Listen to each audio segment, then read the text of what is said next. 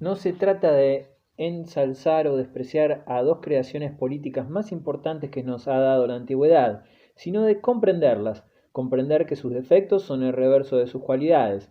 Lo admirable es que, felizmente para la humanidad, las orillas del mismo mar Mediterráneo hayan acogido a dos pueblos cultos de naturaleza tan dispar como griegos y romanos, idealistas los griegos, llenos de sentido práctico los romanos. La verdadera causa de las divergencias esenciales entre ambas naciones radica, sin duda alguna, en el hecho de que el Lacio, a diferencia de la Hélade, no fue fecundado por Oriente en el momento de su nacimiento político, aunque con ciertas reservas esta opinión de Mommsen puede admitirse.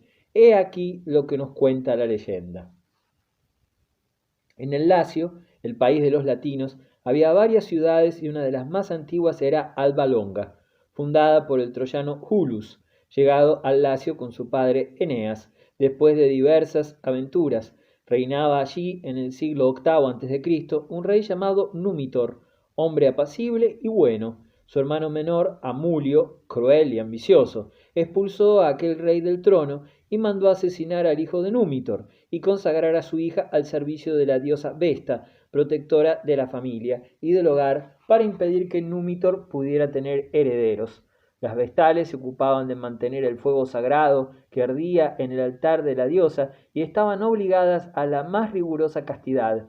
Pero Marte, dios de la guerra, se enamoró de la encantadora princesa y de su unión nacieron dos gemelos, Rómulo y Remo. Asustado, el cruel Amulio ordenó que arrojaran a los dos gemelos al Tíber, pero el servidor del rey, más piadoso que su señor, depositó a los niños en una cesta y los confió a las aguas del río. La cesta se detuvo en una orilla y el dios Marte se apiadó de sus hijos y mandó a uno de los animales que le estaban consagrados que prestara auxilio a los niños.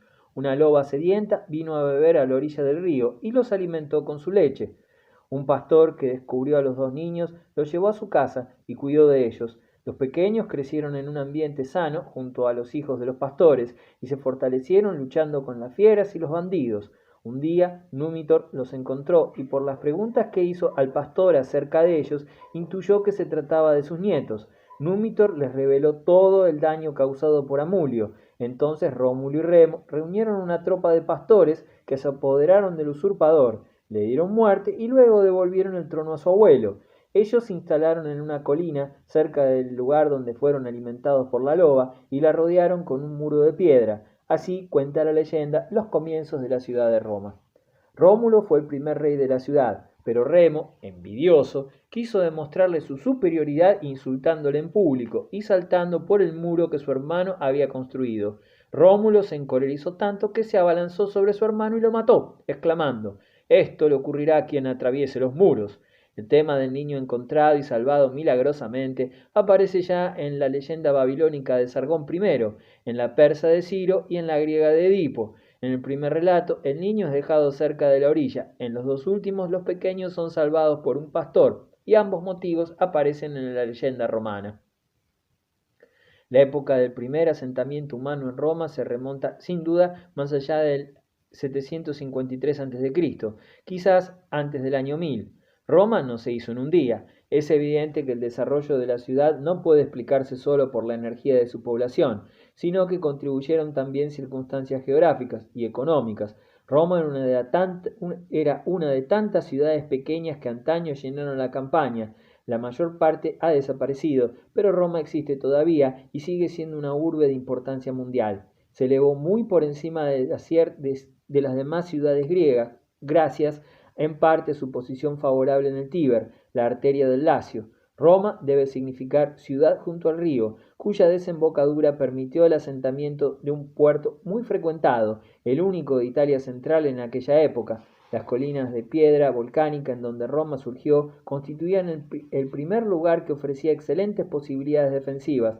Además, las colinas proporcionaban residencia más sana que el resto de la zona pantanosa y de fiebres endémicas. Desde remotos tiempos, el Tíber formaba una frontera natural entre el Lacio y sus vecinos del norte. Roma aún poseía otra innegable ventaja sobre las demás ciudades del Lacio: disponía de sal. Durante mucho tiempo, de las marismas citas junto a la desembocadura del Tíber, se acarreaban grandes cantidades de sal hasta los pueblos montañeses del nordeste. La ruta comercial que originó este tráfico se llamó Vía Salaria, Camino de la Sal, y aún sigue llamándose así.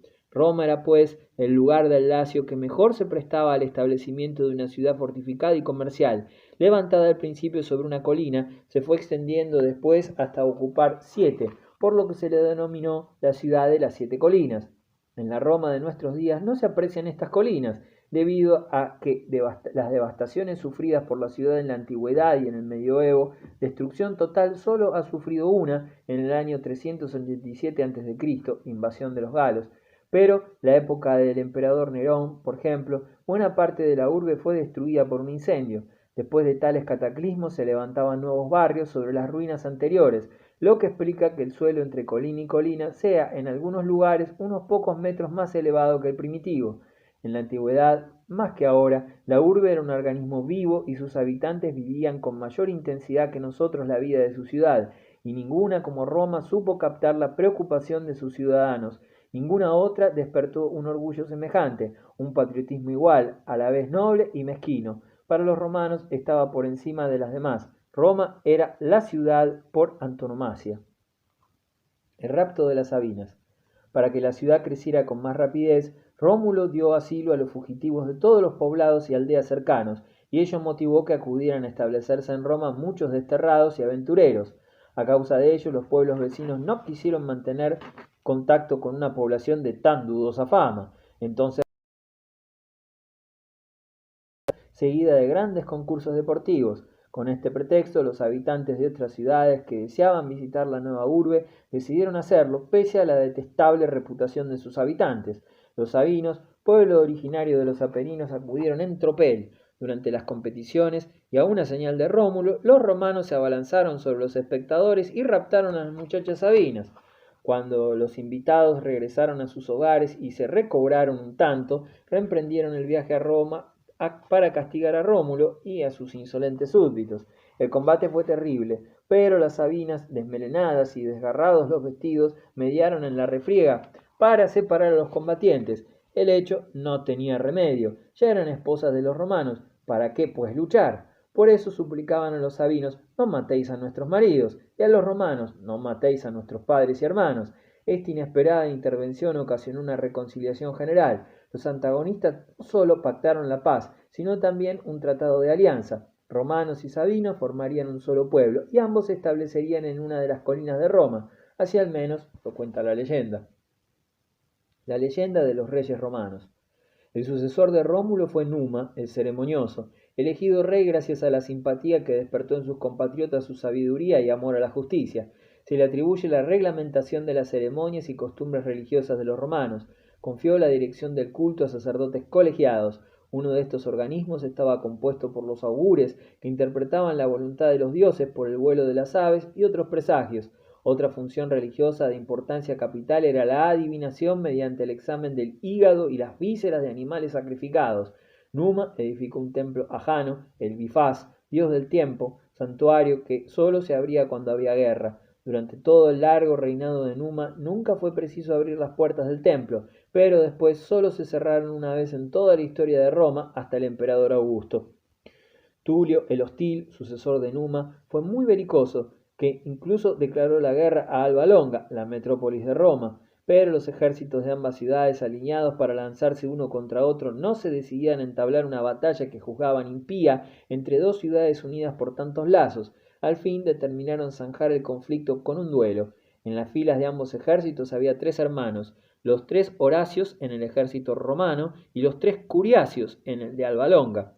A una señal convenida, los 6 muchachos se lanzaron al combate. Después de una lucha indecisa, cayó un romano, luego cayó mortalmente herido otro romano. Los curiacios estaban también heridos, pero eran 3 contra 1. Los albanos estallaron con exclamaciones y los romanos perdieron toda esperanza.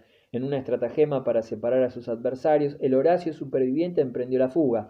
Sucedió lo que esperaba. Al poco rato el romano se detuvo. Ahora podía enfrentarse contra un solo Curacio, el más cercano. El romano se arrojó contra el enemigo aislado y le venció. Luego, de igual manera, consiguió dejar fuera de combate a los otros dos. Los romanos rugieron de alegría y Alba Longa se sometió a los romanos, dice también la leyenda. El Horacio vencedor fue llevado en triunfo hasta Roma, al frente del ejército, y a las puertas de la ciudad salió a recibirle una hermana suya, que estaba prometida a uno de los curiacios. Al ver las vestiduras ensangrentadas de su prometido entre los trofeos de su hermano, no pudo contenerse y lloró. Horacio, ciego de furor, se arrojó sobre su hermana y le atravesó con su espada, diciendo: «Perezca así cualquier romano que llore la caída del enemigo».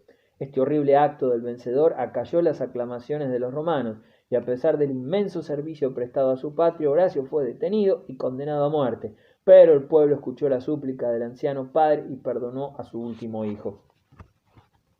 La tradición romana atribuye al rey Servio Tulio la organización de las instituciones políticas. Servio Tulio estableció un impuesto general y decretó el servicio obligatorio para todos los hombres de edad militar. Según la misma tradición, dividió al pueblo en 5 clases y cada una en centurias, basadas en la fortuna de cada ciudadano y en las obligaciones fiscales y militares que de ellas se derivaban.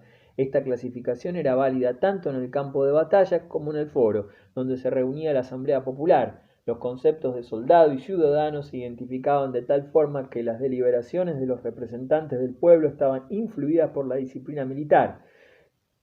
Cada centuria tenía una representación en la asamblea. Había 193 centurias en total, pero más de la mitad, 98 exactamente, las integraban los ciudadanos más ricos. Bastaba que estas centurias coincidieran para resolver en pro o en contra ante cualquier decisión de la asamblea.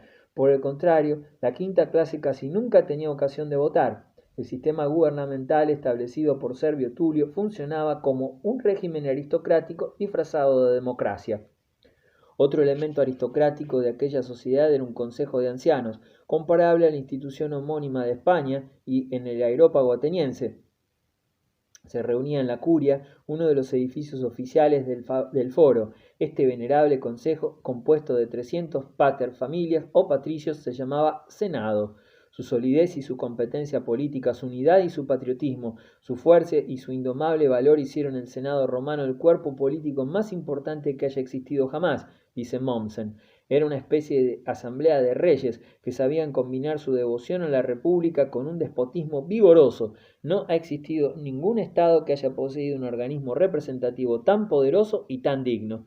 Según R. Newburgh, germano danés del siglo pasado, especializado en historia romana y uno de los fundadores de la crítica histórica, Roma habría nacido de la conquista etrusca de las aldeas latinas ribereñas del Tíber, durante el reinado de una dinastía llamada Tarquina, y una revolución que se produjo en el año 509 habría sido una reacción nacional de los latinos contra la dominación de los etruscos.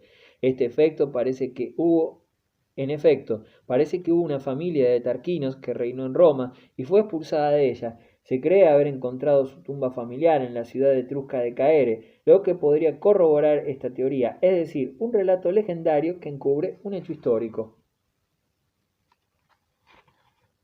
Bruto y la República naciente. Al convertirse Roma en república, los poderes supremos pasaron a 2 cónsules, elegidos anualmente por representantes del pueblo. Pueden ser comparados a los arcontes de Atenas. Durante su mandato, los cónsules eran precedidos a su paso por 2 electores que llevaban un hacha envuelta por un haz de varas, símbolo de la autoridad consular, y que hablaba con más elocuencia que las palabras sobre el derecho que tenían los cónsules de azotar o decapitar a quienes se rebelaran. Sin embargo, solo podían decapitarse a un individuo en caso de rebelión durante una campaña militar. En tiempos de paz bastaban las varas para mantener el debido respeto al consulado. La autoridad de los cónsules era limitada por el mandato anual. Además, eran 2 y se vigilaban mutuamente. Bruto fue quizás uno de los primeros cónsules de Roma. Pese a las violencias y exacciones de Tarquino el Soberbio, algunos romanos lamentaron su marcha. Entre estos, la leyenda señala a algunos jóvenes ociosos que participaban de la vida desenfrenada del hijo de Tarquino, y a quienes parecía duro someterse a la disciplina de los cónsules. Tarquino envió mensajeros secretos a estos descontentos y los conjurados se comprometieron a abrir las puertas de la ciudad a la familia real.